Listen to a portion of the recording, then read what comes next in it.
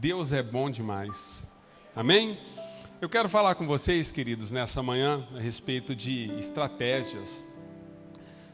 E o título da mensagem nessa manhã é a melhor estratégia. Às vezes nós nos declaramos meio estrategistas, né? Nós temos muitos meios, formas, maneiras de lidar com as coisas. E as estratégias que nós, às vezes, desenvolvemos, aos nossos olhos, são boas. Porque nós damos o nosso melhor para que elas possam ser estabelecidas, né, exercitadas. Mas a melhor estratégia é aquela que nasce no coração de Deus e na forma de Deus, para mim e para você. Então, seja o que for que você estiver enfrentando, vivendo, seja o que for, a melhor estratégia para você, você precisa ter discernimento se é a vontade de Deus. Eu quero ler com você um texto, né? Eu vou tentar ser objetivo porque nós temos ceia, vamos ter um tempo juntos depois. Mas Daniel capítulo 10, versículo 1 em diante, se você puder, Daniel 10, verso 1 em diante. Vamos falar sobre a estratégia que Daniel teve em um tempo difícil, em uma visão recebida. Daniel 10, verso 1. Amém, amém? Diz assim, olha, no terceiro ano de Ciro, rei da Pérsia, Daniel, chamado Beltesazar, recebeu uma revelação. A mensagem era verdadeira e falava de uma grande guerra. E numa visão veio-lhe o entendimento da mensagem. Naquela ocasião, eu, Daniel, passei 3 semanas chorando. Não comi nada saboroso, carne e vinho nem provei. E não usei nenhuma fragrância perfumada, até que se passaram as 3 semanas. No 24º dia do primeiro mês, estava eu de pé junto à margem do grande rio, o Tigre. Olhei para cima e diante de mim estava um homem vestido de linho, com um cinto de ouro puríssimo na cintura. Seu corpo era como berilo, o seu rosto como relâmpago, os seus olhos como chamas acesas. Os seus braços e pernas como reflexo de bronze polido, e a voz sua era como a de uma multidão. Somente eu, Daniel, vi a visão. Os que me acompanhavam nada viram, mas apoderou-se deles tanto pavor que eles fugiram e se esconderam. Assim fiquei sozinho, olhando para aquela grande visão. Fiquei sem forças, muito pálido e quase desfaleci. Então eu o ouvi falando e ao ouvi-lo caí prostrado, rosto em terra e perdi os sentidos. Em seguida a mão de alguém tocou em mim e me pôs sobre as minhas mãos e os meus joelhos vacilantes. E ele disse: Daniel, você é muito amado. Preste bem atenção ao que eu vou lhe falar. Levante-se, pois eu fui enviado a você. Quando ele me disse isso, pus-me de pé, tremendo. Ele prosseguiu: Não tenha medo, Daniel. Desde o primeiro dia em que você decidiu buscar o entendimento e humilhar-se diante do seu Deus, suas palavras foram ouvidas e eu vim em resposta a elas. Louvamos o teu nome, Senhor, mais uma vez. Senhor, que o teu povo não ouça a minha voz, mas a voz do teu Espírito, Senhor, daqui para frente possa transformar as nossas vidas. Fala conosco, Senhor, que a tua palavra de fato seja uma espada que corta e faz divisão entre a nossa alma e o nosso espírito, entre o santo e o profano. Muda a nossa história. Senhor, nós oramos por nós, oramos pelos nossos, oramos para que essa palavra, Senhor, seja um divisor de águas, mude a nossa história, mude, Senhor, a nossa percepção e a nossa crença na pessoa do teu Filho Cristo Jesus seja cada dia mais efetiva. Senhor, assim nós oramos nessa manhã e o Senhor possa tomar conta e a direção desta reunião em nome de Jesus. Amém. Amados, eu quero falar um pouquinho sobre a nossa posição quando nós recebemos uma informação e temos algumas estratégias para as informações que recebemos. Daniel, na verdade, queridos, ele está recebendo uma informação de Deus, uma revelação, uma visão que Deus estava dando a ele. E Deus, quando dá essa informação e dá essa visão, a Daniel. Daniel tem uma estratégia, pelo que eu tenho percebido, às vezes muito diferente da que a igreja dos nossos dias tem tomado e adotado. Às vezes, quando nós temos uma visão, querido, às vezes quando nós temos uma percepção, uma direção de Deus, algo que Deus nos visita, algo que Deus dá direção, algo que Deus nos mostra, eu acredito que por conta, do século 21, da secularização, por conta das mídias, da velocidade dos acontecimentos, a primeira coisa que nós fazemos quando nós temos uma informação importante, nós compartilhamos com todos aqueles que podemos alcançar. Às vezes nós compartilhamos com pessoas que entendemos que se compartilhar a visão com elas, a visão vai ser estabelecida de maneira mais rápida, vai ser estabelecida de maneira mais afinco, e nós vamos então compartilhando com todas as pessoas aquilo que Deus tem nos dado. Mas o que eu percebo, a estratégia de Daniel em relação ao que ele recebe de Deus é um pouco diferente disso. Daniel tem uma estratégia, queridos, ele recebe uma visão de um tempo futuro, um tempo de guerra, onde Jerusalém iria enfrentar cativeiro, onde Jerusalém ia enfrentar tempos difíceis e dias sombrios. Mas a Bíblia diz que quando ele tem a visão do Senhor, quando ele recebe a visão do Senhor, ele se coloca de jejum e se coloca em oração. Ele está dizendo que ao receber a visão de Deus, a estratégia que ele tem é não comer e não beber. A estratégia que ele tem é se quebrantar e chorar. E Daniel então se coloca a chorar, queridos, a clamar pela vida não só própria, mas pela vida do seu povo.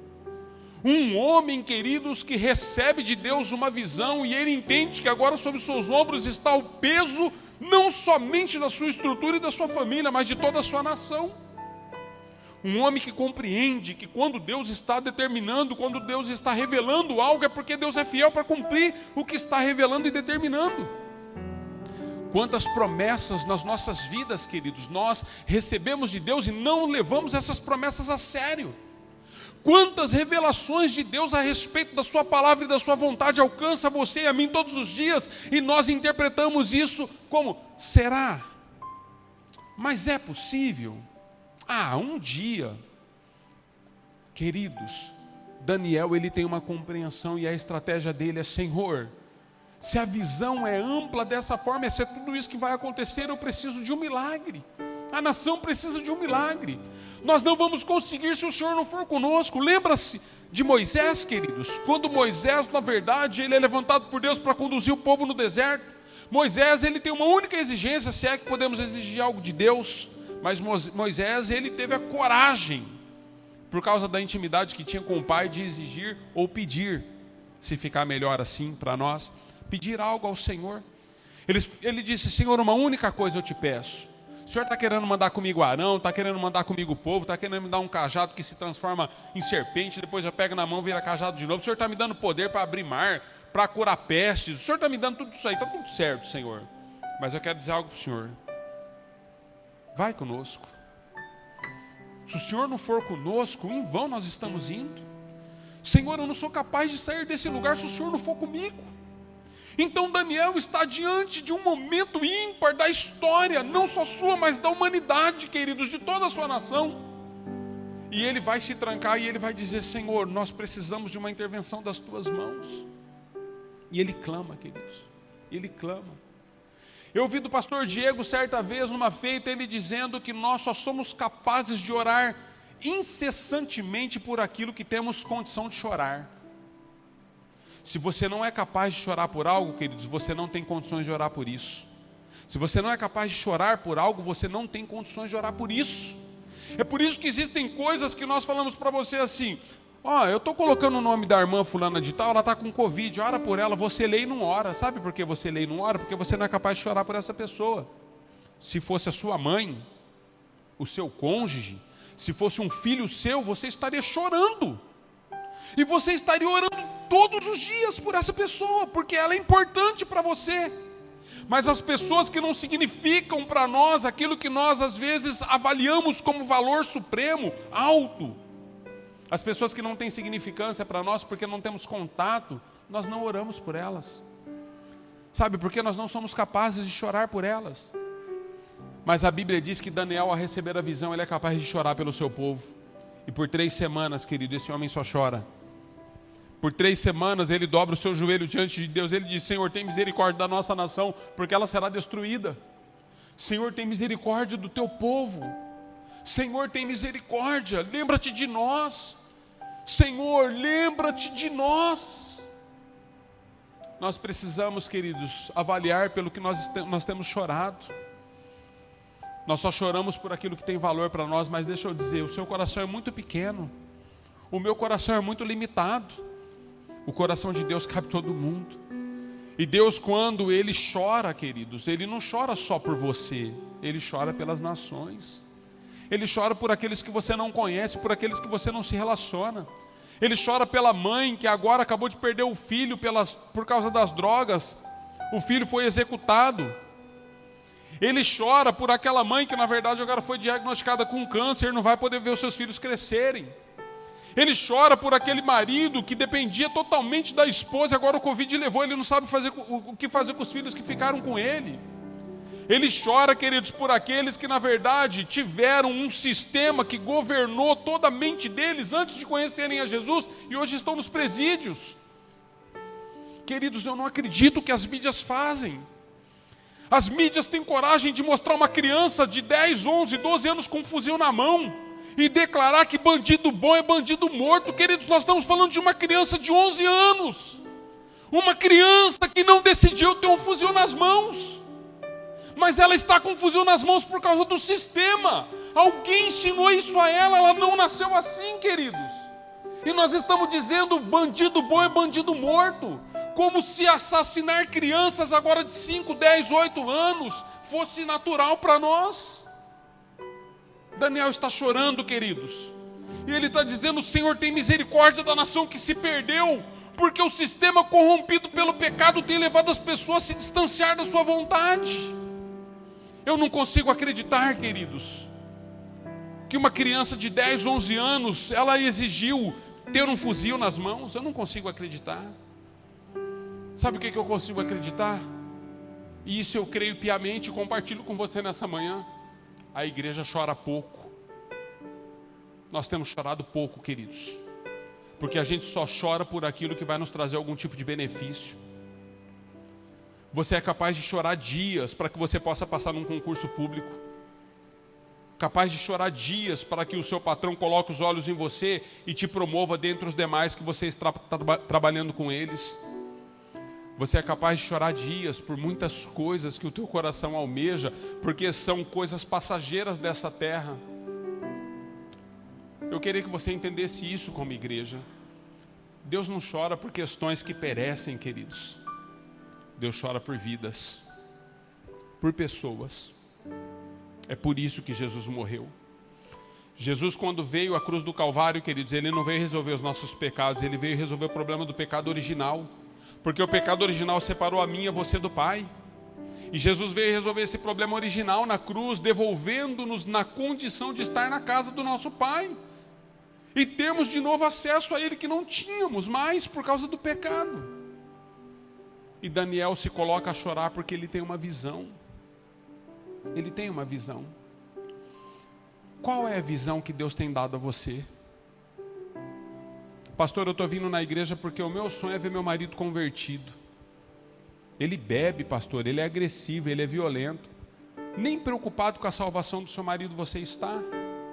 Você quer que ele seja convertido para que ele pare de bater em você? Você não está preocupado se ele vai ser salvo, você quer parar de apanhar. Está entendendo, queridos? Você não está preocupado com a salvação, você está preocupado em ver um marido que você sonhou, idealizou.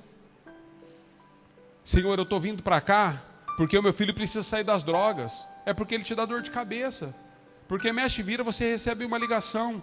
Olha, o teu filho não sei o quê, olha, tem uma conta para pagar, olha, tem uma biqueira aí que está cobrando, tem não sei o quê. Você não está preocupado em ver a salvação do seu filho. Você quer ver o seu filho parando de dar problema dentro de casa, que ele só dá problema dentro de casa, você não tem paz. Em última instância, queridos, o que nós fazemos é buscar a nossa paz. É tudo que nós buscamos, mas Daniel não está buscando a própria paz. Daniel está nos deixando um legado, nos ensinando algo precioso na presença de Deus. Ele está chorando por aqueles que não podem chorar. Entenda o seguinte, amados: aqueles que não têm Jesus como Senhor e Salvador e não professam a fé, na palavra de Deus, eles não têm a compreensão que nós temos, eles não têm condição de chorar pelo que choramos. É possível que eles chorem por eles, mas a igreja tem que chorar por todos. Nós temos que chorar por todos, queridos. Nós temos que clamar. Eu não percebo mais, queridos, também não sou dono da sua vida, e nem sou advogado, e nem sou juiz, e nem sou investigador. Não sou isso. Pela graça e misericórdia de Deus, um dom me foi dado, um dom de pastorear. Nem pastor eu sou, queridos. Eu tenho o dom de pastorear, porque eu recebi um dom de Deus. Mas deixa eu dizer algo para você. O que eu tenho percebido pastoreando pessoas ao longo desses anos? As pessoas perderam as lágrimas nos olhos em favor do outro. É o que eu percebo, queridos. É o que eu vejo nas igrejas dos nossos dias. Uma igreja capitalista que tem se desenvolvido cada vez mais capitalista, cada vez mais atrás do ganho, do processo dos recursos, do processo, queridos. Quando se falava em avivamento, falava-se em avivamento da alma, do espírito, do novo nascimento, da regeneração. Hoje a gente avalia avivamento como prosperidade. Você viu como aquela igreja é avivada? Por quê? Tem 5.000 membros. Meu Deus, se o número de pessoas contasse avivamento, queridos. Saiba que para avivamento acontecer em multidões, aconteceu antes dentro de um coração. É assim que os avivamentos acontecem. John Wesley quando é levantado, Moody quando é levantado, tantos outros, queridos. As pessoas são levantadas no singular com Deus, nas suas experiências com Deus. Madre Teresa de Calcutá quando é levantada, Padre Cícero quando foi levantado. São pessoas únicas, levantadas num momento ímpar com Deus. Uma intimidade entre eles e o que Deus está movendo, porque eles passaram a chorar pelas nações. Eles passaram a chorar pela decadência do homem que convivia ao seu lado. E eles começaram a dizer: Senhor, não é possível que vai ser assim. Eu vou me colocar contra esse sistema e eu não vou remar como a maré do mundo rema. Quantos estão entendendo nessa manhã? Deus está nos levantando, queridos. Na verdade, Daniel nos dá uma aula de como se portar quando recebemos algo das mãos de Deus. É possível que você receba algo de alguém que você goste muito, ou de alguém que te presenteou, que você possa até lidar com isso que recebeu de maneira assim, meio insana, de maneira meio... Mas quando você recebe de Deus, preste atenção. Deus havia dado uma visão para esse homem. Então, por 3 semanas, ele chora, jejua, se quebranta e se arrepende. No verso 7, diz que aquela visão foi dada somente a Daniel, queridos. Somente a Daniel. O que isso ensina para mim e para você? Preste atenção. No meio de uma multidão, no meio de um grupo grande como nós estamos, é possível que hoje Deus esteja levantando um de nós para uma determinada vontade soberana e absoluta dele. Às vezes a palavra, queridos, abençoa a todos. Lembra que nós falamos há pouco? Às vezes você vem no culto para ser abençoado, mas existem aqueles que vieram no culto para abençoar a Deus. Você já abençoou Deus? A nossa percepção religiosa é tão pequena diante de Deus, queridos, que a religião nos ensina o seguinte, que Deus ele é tão soberano e ele é tão completo que nós não podemos abençoá-lo.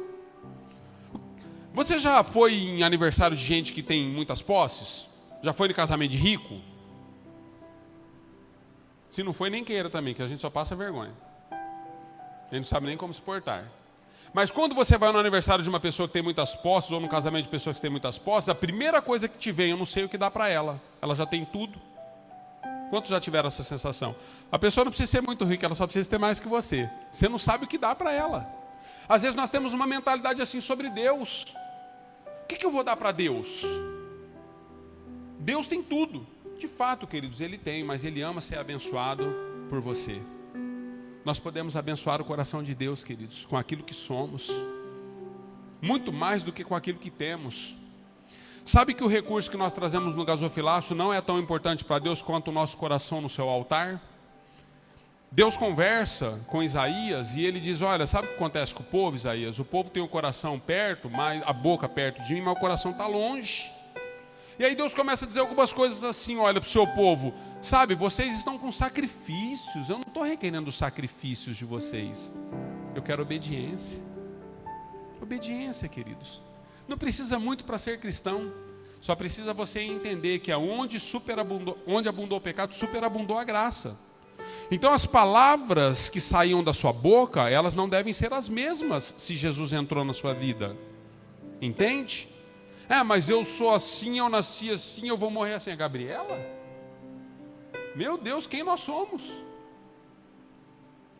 Ou nós somos Zeca Pagodinho, deixa a vida me levar, a vida leva eu. Quem nós somos, queridos? E eu sei quem eu sou. Daniel entendeu quem era. Ao batizar o seu filho Jesus, Deus olha para ele e afirma a sua identidade. Tu és o meu filho amado, em quem eu tenho prazer. Nós não somos como os outros, queridos. Não menosprezando ou desqualificando as pessoas com quem convivemos, mas nós carregamos Deus em nós. O Espírito Santo de Deus habita em você, habita em mim. E Deus está nos ensinando que então, quando Deus dá a visão, Ele dá para Daniel. Havia pessoas com Daniel. Quando Deus se encontra com Saulo, capítulo 9 de Atos, na estrada de Damasco, a Bíblia diz que Saulo cai e fica cego. Não sabemos se ele cai do cavalo, do jumento, não sabemos que ele cai. Mas diz que ele cai do animal que ele estava montado e ele fica cego. E a Bíblia diz que os que estavam com ele não viram nada, só ele viu a Jesus. Por que será que no meio de multidões Deus se revela a pessoas ímpar? Pessoas das quais Ele tem propósito que não tem para outros. A Bíblia diz que os amigos ou as pessoas que estavam com Daniel nesse texto, diz que quando eles ouviram a voz, que era como voz de multidões, eles correram e se esconderam. Quando Deus der algo a você, pessoas com quem você convive, às vezes elas vão correr e se esconder. E você vai tentar trazer e tirá-las do esconderijo, mas é igual enfiar a mão dentro de buraco para tirar bicho. Já pegou tatu em buraco? É difícil, queridos. Se ele não sair para fora, você não pega. É difícil. A Bíblia diz que eles correram e se esconderam, mas Daniel ficou na presença. Todas as vezes, queridos, que eu e você ficarmos na presença de Deus, naquilo que Ele está nos dando, não importa que os outros à nossa volta corram, a palavra vai se cumprir se nós crermos. Porque às vezes esses que correram, eles não vão seguir com você, mas Deus vai levantar outros que seguirão. Porque uma coisa é certa, a palavra de Deus ela é fiel e justa para cumprir cabalmente o que saiu da sua boca. E Deus, se Ele disse, Ele cumprirá. Ou com os que correram que vão voltar, ou com outros que Ele vai levantar. Mas a palavra vai se cumprir. O que é que você e eu precisamos? Só precisamos chorar e clamar. Continuar na presença de Deus, nos arrepender. Se quebrantar e dizer, Senhor, tem misericórdia de mim, tem misericórdia do teu povo. É o que nós precisamos. Queridos, não me ignore que quando eu e você recebemos algumas coisas de Deus, nós não enfrentamos lutas. Daniel, primeiro que ele está tendo uma visão do futuro.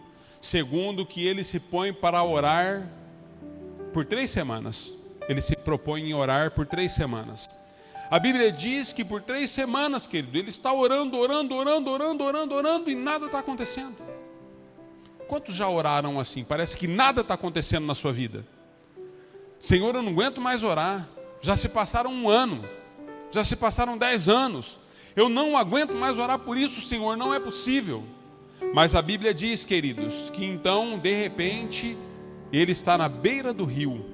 E ele olha para cima e a resposta vem. Depois de 3 semanas, Deus o responde. Quando Deus responde a Daniel, Deus diz para Daniel, sabe, Daniel, deixa eu dizer algo para você. Desde o primeiro dia em que você orou, todas as suas orações, elas são ouvidas diante de Deus. É por isso que Deus declara através de Jesus que Deus não se agrada das vãs repetições da nossa boca. Porque desde a primeira vez que você orou, Deus já recebeu. Ele já te ouviu. Pastor, então devorar uma vez e não devorar mais? Não, queridos, nós devemos insistir, porque a Bíblia também nos ajuda e nos ensina a insistir com Deus a respeito das nossas orações. Mas eu quero dizer para você o seguinte, não existe uma oração que você e eu fazemos que elas não são ouvidas diante de Deus. Então o anjo fortalece esse homem e diz, Daniel, desde o primeiro dia, mas sabe o que acontece, Daniel? houve uma guerra no mundo espiritual. Outro erro da igreja dos nossos dias que eu percebo, queridos, nós nos tornamos uma igreja que não cremos mais no mundo espiritual. Não cremos mais. Nós achamos que resolvemos tudo com o dinheiro. Achamos que compramos tudo com o dinheiro. Achamos que estabelecemos todas as estruturas com o dinheiro. Às vezes porque nós vemos que conseguimos avançar, forro, ar-condicionado, construção, achamos que o dinheiro faz tudo. Ele não faz, queridos. O anjo disse para Daniel: Daniel, nós fomos interrompidos, trazendo a resposta da sua oração. Paulo, ele nos ensina em Efésios, queridos, que a nossa luta não é contra a carne e o sangue, mas contra os principados e potestades que habitam nas regiões celestiais. Não se iluda. Nos parece que a igreja da nossa década, ela entende que a espiritualidade e as coisas no mundo espiritual foram só para as décadas passadas para a igreja. Nós vivemos confrontos diários, queridos, diários. Não se iluda. Todos os dias o diabo vai tentar te ceifar a sua vida, porque é para isso que ele veio. A Bíblia diz que ele veio para matar, roubar e destruir. Todos os dias o diabo vai mandar os seus demônios, os seus encardidos atrás de você. Todos os dias. É assim, nós enfrentamos oposição.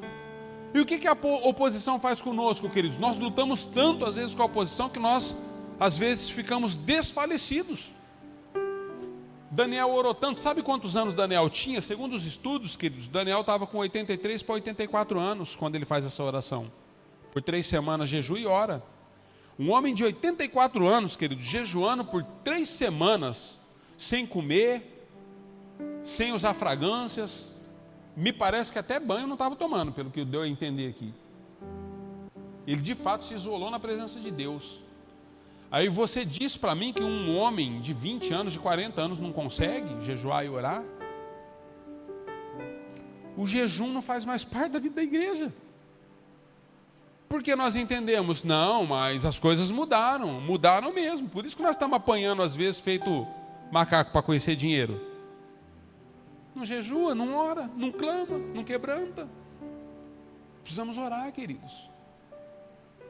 Pastor, como que é o jejum? O jejum é da maneira que você acertar com Deus. Eu não tenho a ver com o seu jejum. É entre você e Deus. Olha, eu quero jejuar parcial. Jejue. O que é jejum parcial? Olha, eu quero tirar algo que para mim, eu vou sentir se tirar, mas eu vou tirar por um período de tempo. Converse com Deus. Olha, eu quero fazer um jejum integral. Quero fazer um jejum parcial. Faça. Defina o que você vai tirar, o período que você vai tirar. Agora é o seguinte, jejum, queridos, não é motivo para você fazer regime. Nossa, eu vou aproveitar que eu tô com uns quilinhos a mais, já vou no embalo, Então, tipo assim, vou tirar café, Jejum é jejum, queridos. Enquanto você não estiver comendo, o tempo que você tiver em oração, em espírito, clame a Deus. Está trabalhando, está jejuando, clame a Deus. Diga, Senhor, lembra daquela causa, lembra disso, lembra daquilo. Não é possível jejuar há muito tempo. Como que não é, queridos? Quantos já fizeram jejum extensos aqui? Eu convivi com pessoas, participei de jejuns de 21 dias sem comer nada, sem pôr nada na boca, 21 dias. É possível, queridos. As pessoas sobrevivem, porque a partir dos dias passados Deus sustenta, e sempre vai sustentar, porque a causa é pelo reino, não tem a ver com você. Você é só um canal. E esse homem está jejuando e orando, queridos, por 3 semanas, 84 anos quase, jejuando e orando. E eu quero finalizar com você dizendo que todo jejum, toda luta, toda batalha espiritual vai tirar suas forças. Você vai ficar fraco. A Bíblia diz que então chega naquele momento onde ele já está desfalecido, o anjo se apresenta diante dele, ele não tinha mais forças. Mas aí o anjo diz para ele: Daniel, filho amado. Sabe o que levanta um homem do chão, queridos? Ele ouviu de um pai amoroso o quanto o pai o ama. Existem centenas de pessoas feridas na terra, queridos, porque o pai nunca afirmou o amor ao filho. Existem milhares de pessoas na terra feridas, porque a mãe nunca afirmou o amor ao filho, à filha. Pessoas que perderam a sua identidade porque não foram afirmados pelos pais. Mas Deus não deixa passar em branco. Deus olha para aquele homem de 84 anos e afirma a sua identidade. Ele falou: sabe, Daniel, desde o primeiro dia que você orou, meu filho, eu te ouvi. Mas eu quero ir além, Daniel. Para mim você é um filho amado. Eu te amo. As suas orações, você não tem noção do reboliço que você fez no céu. Pensa num trabalho que você deu para os meus anjos, Daniel. Por causa do teu clamor.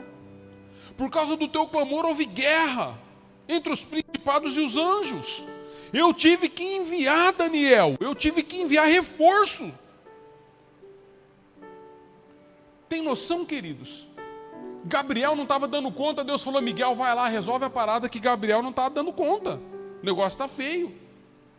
A visão que eu tenho para Daniel, ela é tão boa e tão perfeita que a oposição é grande. Toda visão que Deus tem para você, na proporção de Deus, terá a oposição também da mesma forma.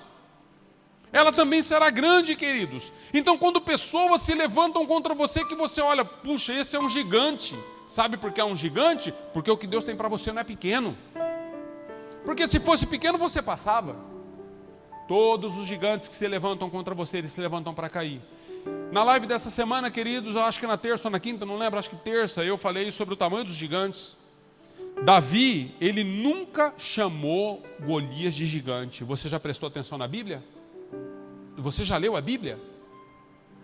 A Bíblia não cita em nenhum versículo da Bíblia Davi se referindo àquele Golias como um gigante. Como Davi se referiu àquele gigante? Todo mundo estava chamando aquele gigante de gigante, mas Davi olhou para ele e falou assim: quem tu pensas que é incircunciso? Davi chama ele de incircunciso. Sabe o que era incircunciso, queridos? Era aqueles que não faziam parte da linhagem do povo de Deus.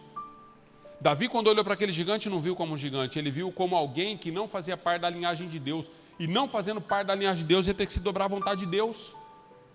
Então não olhe para o seu gigante colocando o nome dele de gigante. Olhe para ele como um circunciso. Um incircunciso que vai ter que cair por terra na autoridade do nome de Jesus. Quantos estão entendendo, queridos? Então Deus afirma a identidade de Daniel, dizendo: Daniel, você para mim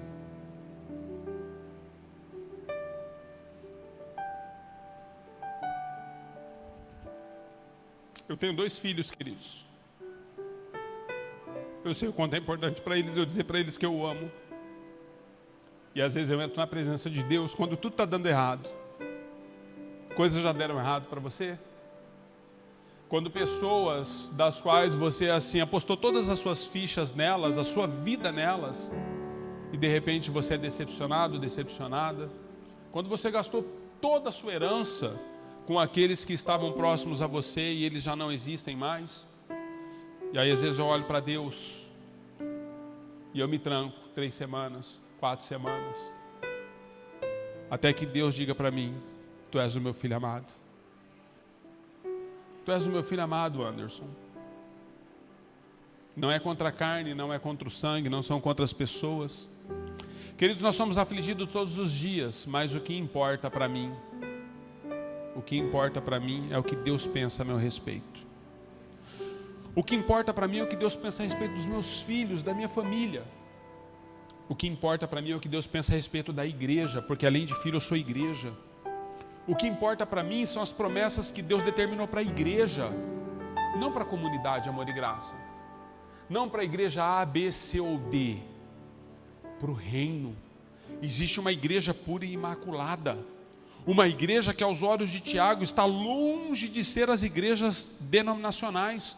Não são os nomes e os títulos, queridos. Tiago, ele define a verdadeira igreja. Questionaram Tiago: qual é a verdadeira igreja então? E Tiago diz: olha, a verdadeira igreja é aquela que não despreza a viúva e o órfão nas suas necessidades, e antes assiste eles em tudo.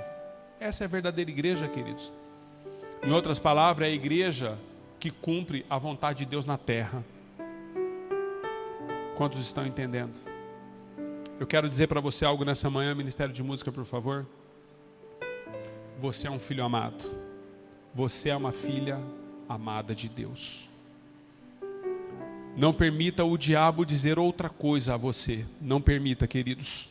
Não permita o diabo deturpar a tua identidade. Você não tem valor pelo corpo que você tem, mulher. Quando Deus olha para você, Ele não olha a sua silhueta, Ele não olha. Deus está pouco preocupado com isso. Você não tem valor, homem, pelos recursos que você tem.